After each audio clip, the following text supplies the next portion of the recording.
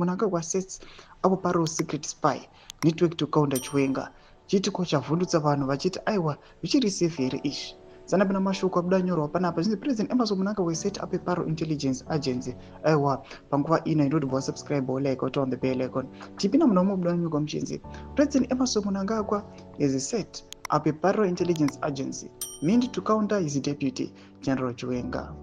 According to sources within his covert agency, the structures were established immediately after he took office in 2017, a clear sign that he had no intentions to hand over power anytime soon.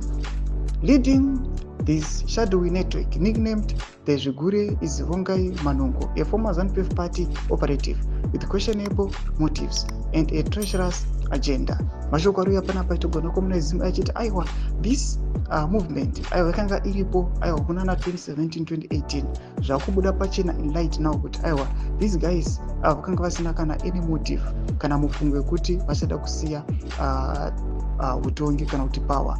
Vanoendera mberi vataura mashoko achiti the Zvigure operates outside the norms of Zimbabwe's Central Intelligence Organization CIO and the government intelligence apparatus, focusing their efforts on a rather conspicuous target, Vice President Constantino Chiwenga. The list of deceased and ailing leaders appears to be a testament to a potentially lethal operations.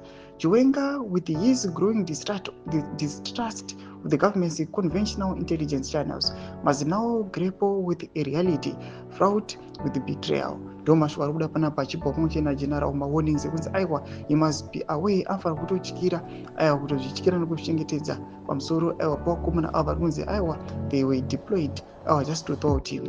Ngotidzai mafunguro enyu muri kudii pamusoro pemashoko awa ina comment section medu mutidze mafunguro enyu musaona subscribe or like turn on the bell icon.